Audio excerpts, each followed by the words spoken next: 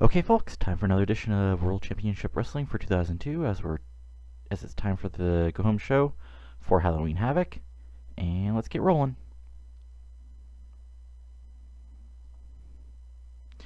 So first we have a basically a six-man match where we got Chuck Palumbo, Lex Luger, and Tajiri going over Mike Sanders and Kaz and Sean Stasiak in the pre-show, and 15:29 when Palumbo goes over Sanders by pinfall. 64C, again, this gets some people on the show who didn't have a specific spot tonight.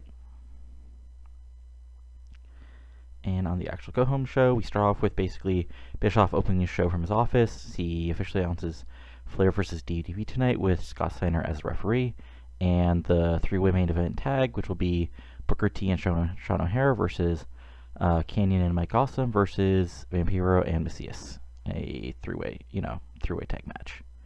88B+. Your basic opening, show promo. Then basically we have Jared and Douglas doing an in-ring.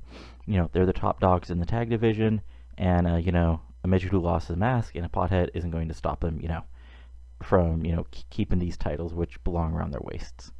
77B, and then in the actual match, we got Ray Jr. defeating Shane Douglas in 9:20 by pinfall with the springboard Hurricane Rana. 75B-. Both guys do really good. And then after that, we got Ray Jr. and RVD, who is, let's say, ringside celebrating, and that gets an 84B+. And then after that, we've got basically Dustin Rhodes doing a promo on Kidman, saying, Kidman used to be like him, the way he used to be a long time ago, a young guy looking, for his future in his business. He's made his mistakes. Now Kidman is too, so he's, Kidman may have shrugged and said why he attacked him. Well, Dustin's trying to, beat some sense into him, and get him back on the right path. 66C+, there you go. Then we have a quick Booker and O'Hare promo, basically, saying, tonight's going to be a preview of Havoc. O'Hare says, he's going to take out, Awesome and prove that Fall Brawl wasn't a fluke. Fall Brawl wasn't a fluke. And then Booker T says, the world title's, coming back home, where it belongs. 82B. So, not the greatest promo, but, solid promo from these guys. And then we've got in a tag match, Silver City Rollers defeating Air Raid in 6:43 when Reno defeated Air Paris by pinfall after interference from Gigantes. And this is actually a really good match. 75B-, because both the teams have great chemistry when teaming together. And after that, we got, with the interference from Gigantes, we got a 3-on-2 beatdown. And eventually, Finley making the save. So that gets a 63C. Then we have Morningstar basically backstage giving a sermon on how, he's going to, bring the glory back to the Cruiserweight title. And this is going to be, the beginning of a, dark future for, WCW, with him as the Cruiserweight champion and Vampiro taking the world title in the main event at Havoc. 49D+, because, Daniels isn't over yet. Then we have AMW doing basically a mock Road Warriors promo. They're like painted up, and they're going like, tell him Hawk, and then Hawk asking like he's either drunk or lost in the promo, talking about how like we dine on danger, we snack on death. Well, actually, we can't dine on danger anymore because we're dentures, and we can't snack because we got high cholesterol. You're basically mocking, young brash team mocking the old team for being, basically old promo.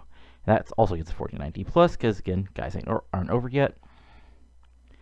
Then we have Lexi James defeating Lufisto in 6:12 by pinfall with the Lurie DT, which I have to rename. That gets a 54C-.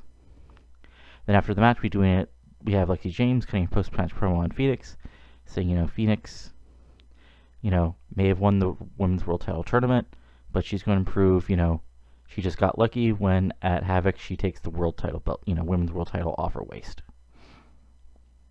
48D+, not bad.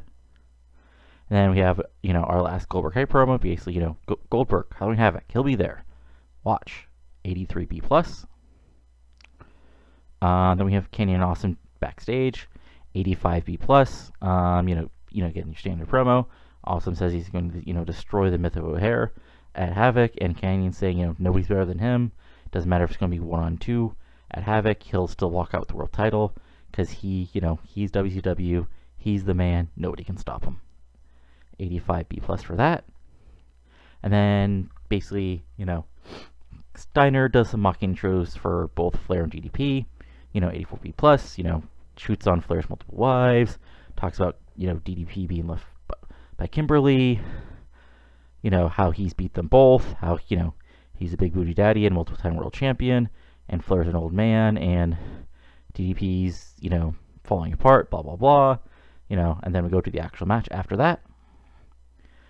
Basically, again, I put this storytelling on for a reason. It's basically like short wrestling segments, and then either Flair or DDP arguing with Steiner. The end of the match is basically Steiner, finally gets upset, suplexes both guys, walks out of the ring. Another ref comes in, throws out the match. Sports entertainment's finished, 69C plus. And then after the match, Steiner walks away triumphant, as DDP and Flair are actually held back from each other by referees and other people. So, just sort of madness. All, Steiner flexing, laughing at, Flair and DDP. Well, Flair and DDP first try to go over Steiner, and then, begin pushing each other and have to be held back from each other, 99A star. Because everybody here is really charismatic. And then in our main event of the night, we got Vampiro and Macias defeating Booker T and Sean O'Haire and Kenny and Mike Awesome in 1807 when Vampiro defeated Kenny by pinfall with the nail in the coffin. So imagine, just six-way chaos by the end of the match. Maybe even Booker hitting the, bookend and then getting pulled out of the ring by Macias or somebody. And then Vampiro sneaking in, hitting the nail in the coffin, and getting the quick pinfall victory before Awesome or anybody else can make the save. And again, in the ring, we've got O'Haire getting 75, Booker T getting 84. Macias getting 68 already is good. O'Haire gets an 88, and of course, Kane gets a 93. And this gets an overall 87B plus. And then we end the show with Vampiro holding the title belt up at ringside after getting the win. Then he throws it at Canyon, almost like, I'll have this title soon enough, so I don't need to worry about stealing it from you. Then we basically have a three-way stare down with Cannon in the ring, still with the belt, Vampiro at ringside, and, maybe Booker on the ring apron. As we, as the announcers push the fact, one of these three men, it's going to be, wild triangle match at the Havoc to determine, who will be WCW World Heavyweight Champion. And the show, and this gets a 91A, which is really good. And so, yeah, that's the pay-per-view. We've got the three-way for the title. We've got Jarrett and Douglas versus RVD and Ric Flair.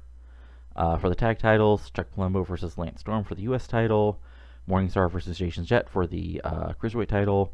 The three-way Flair, DDP, and Scott Steiner for the number one contendership. The return of Goldberg. America's Most Wanted versus the Road Warriors. Mike Awesome versus Sean O'Haire. Sting and Luger versus Macias and Lestat. And the three-way where Gigantes and Reno and Cash will team up versus Finlay and Air Raid. So let's go back real quick. And I'll show you what WWE did for their pay-per-view. So, for the pay-per-view, which got a 91A, because of course it did, we had Crash Holly going over Bushwhacker Luke, William Regal defeating Johnny Grunge, Al Snow defeating Randy Orton, and basically Orton's debut, Christian defeating Marty Jannetty, Lita defeating Jacqueline, Skin involving Steve Austin and Kurt Angle. I remember they're both heels, right? I think. Rhino going to a no contest with Tommy Dreamer, Albert defeating Jerry Lynn, DX, which I think, this is Michaels and Triple H defeating Scott Hall and Kurt Hennig, so basically a click match also with Kurt Hennig, which got a 95, and then Kurt Angle defeating The Undertaker to retain the world title. And then this week, as a follow-up to that, we have